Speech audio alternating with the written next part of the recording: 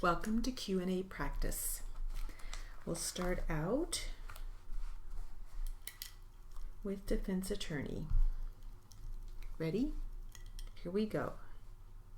Or the log sheets you kept for the house on March 1 and 2? No, in fact, I'm on here. Very good. Was there a separate log point just to get on the land on March 1 and March 2? Yes, there was. So someone then had to log in twice then if he was involved, if you entered in the search. If you entered the garage or the house, we would keep track of people entering and leaving those parts. But anybody who entered the property also logged in when they got there and when they left the property. And was that out again at Highway 147 and Avery Road? I believe that was down around Barb's house, closer in, because this was a smaller search area. It was a much smaller search area. This page on its face says it was cut by a Bob West of your department, and I'm curious, is that form the sort of log sheet that you were keeping on March 1 and 2? This is the form that we used. These were then created for large-scale searches. The top has the group leader listed, and that's how we broke it down and kept track of them that way. We used these to log people in and out of the house because we had them there. Have you seen this page before? I don't recall seeing this page before. This was kept by Mr. West. Do you know the form though? Yes, I do. Same type of form that you used on March 1 and 2? Yes, it is. The form then is kept in the regular course of the business of the Calumet County Sheriff's Department. This was something that was made on scene for our large scale searches, right? And when we came back, we had these left over, so we decided to use them because they were set up with the in and the out, and we could keep track of it. Sure, and then the person keeping track is just recording observations he or she makes at about the time he or she is watching who is coming and going. Yes, and then you folks kept these in the regular course of the business of the Sheriff's Department. Yes. Okay, and so there is no mystery. Pages 2 through 5 are just like page 1. I mean, it's the same form running along at page 5 where it ends is a short page, right? Okay, this isn't something that you recall ever seeing before, just this page, or is it not this first page? No, the other pages you do. Or there's one page, page number 3, where I have marked off on it there. That would have been a lunch break. Mr. West and I, we had a pickup truck parked between the house and the garage. Okay. We stayed in that truck and we watched our own posts. Sure, okay. When we took a lunch break, everybody was cleared out. He took his lunch break. I took over the log and just verified that nobody entered, and then I signed off that everybody was out of the garage. You had reason to know that Bob West was doing the same job for the garage that you were doing for the trailer, right? Log, yes. People, yes. Into the garage, yes. And again, in general, I mean, this is a form you know, and you yourself used the same form on the same days, but for the trailer rather than the garage, right? Thank you. Mr. Rowe asked you at night if it was dark in the salvage area. Is that completely true? No, it is not, though most of the time we had a light set up in the southeast corner of the salvage yard. They would be set up down in this area where her car was found, her being Ms. Hall's. Yes. What kind of lights are we talking about? We're talking floodlights that are run off of a generator, so that quadrant, the southeast quadrant, would be lit up even during nighttime hours. Is that true? Yes, it was. And the final area of questions I have, Mr. Bowe, is the search responsibilities in your unit, that is open fields and car searches. Did that include citizen searches? There was one group of citizen searchers that asked to assist. We allowed them to search the open field north of the house. They then started from 147, worked their way down. They were told to stay out of the line thence along the edge of the land, and they were watched to make sure that they didn't go near that, and they worked back and worked their way back up to the highway.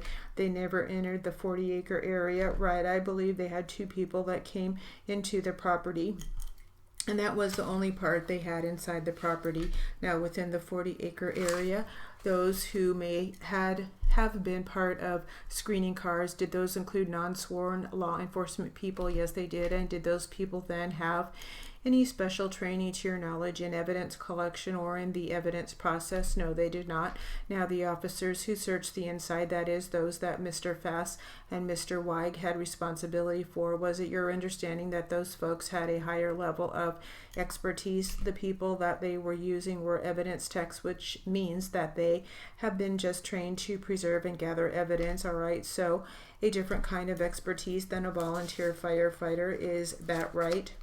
Yes, sir. Thank you. When we were talking about dark out before, we meant the sun going down, right? True. Sioux Hall's Ford already had been removed from the scene before you came on Sunday morning, March 6th, right? But if I understood you, though, you kept generators and some bright lights down in that southeast corner of the land anyway. Yes, the rest of the land was not similarly illuminated at night. My understanding was they had first set the lights up where her car was. Okay, once her car was removed, they kept the lights running at night. They would move them from night to night most of the time. They lit this corner. Sometimes they would shine out into this area, but they would move them around. Great, thanks. All right, you are excused, sir. Good afternoon, sir. Could you tell us how you are employed, please? I'm employed as a deputy with the Man County Sheriff's Department in the Patrol Division. How long have you been so employed? Just over 18 years. And were you employed in that area on March 5th of 2005? Yes, I was. Mr. Connor, on March 5th, were you asked to respond to a call at the Avery Salvage Yard? Yes, I was. Can you tell us where that is located, please? It would be off of Highway 147 and Avery Road. I think it's in the town of Gibson in Man County. Is that also in the state of Wisconsin? Yes, it is. Did you in fact respond to that scene? Yes, I did. And about, first of all, when did you get the call to go to that property? It would have been about 10:50 a.m. Did you respond to that scene? Yes, I did. About what time did you get there? I arrived at about 10:54. At 10:54 a.m. then, could you tell the jury what you did and what, if anything, you saw? At first, I took up a position on what would be the north side of Highway 147 at the intersection of Avery Road. I was told by Agent Remick to watch the scene and see if anyone was trying to leave the scene. A short time later, I did see some cars driving down Avery Road onto Highway 147. I did tell Agent Remick of this, at which point he told me to go onto Avery Road just off of 147 and put up a roadblock and keep anyone who was trying to leave off of Avery Road. Were you able to perform that duty? Yes, I was. About what time did you set up this roadblock? About 10:56 a.m. So within the 2 minutes from when you arrived and when you set up the roadblock, had you seen any cars leaving or entering the Avery Salvage property itself?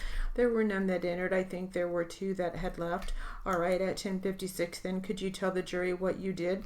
I set up the roadblock on Avery Road just off of Highway 147. The main duty at that time was to keep anyone from leaving the property and keep anyone other than law enforcement people from entering the property. During the time I was there, I did stop 6 cars in total.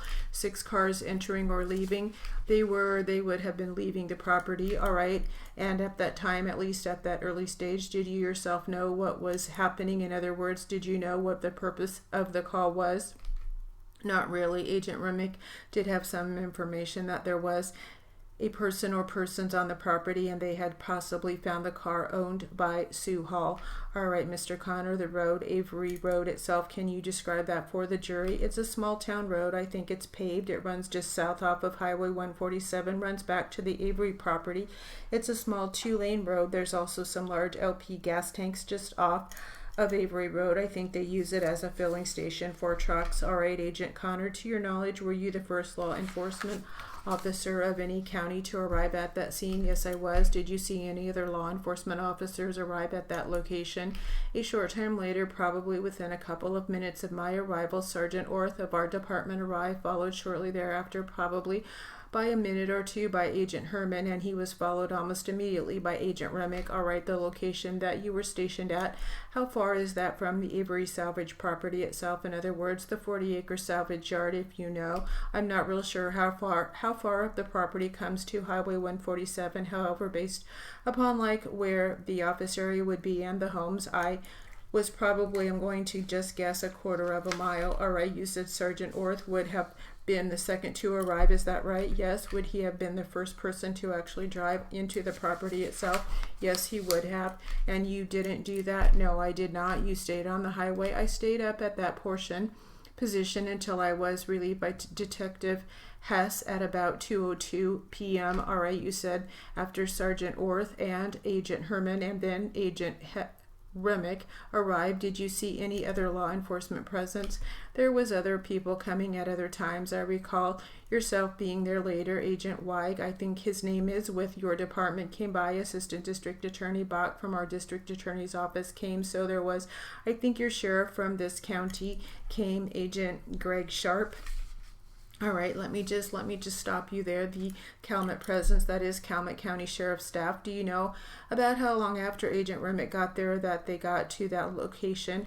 No, but I don't think it was very long, about within a half hour or so. All right, so Mr. Connor, other than that first late morning and into the afternoon on Saturday, the 5th of March, did you have any other part in either search efforts or any other law enforcement efforts at that location?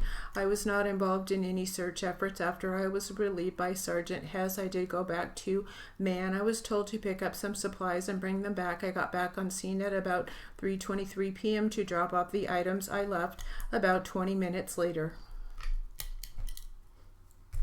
All right, that will conclude our Q&A practice.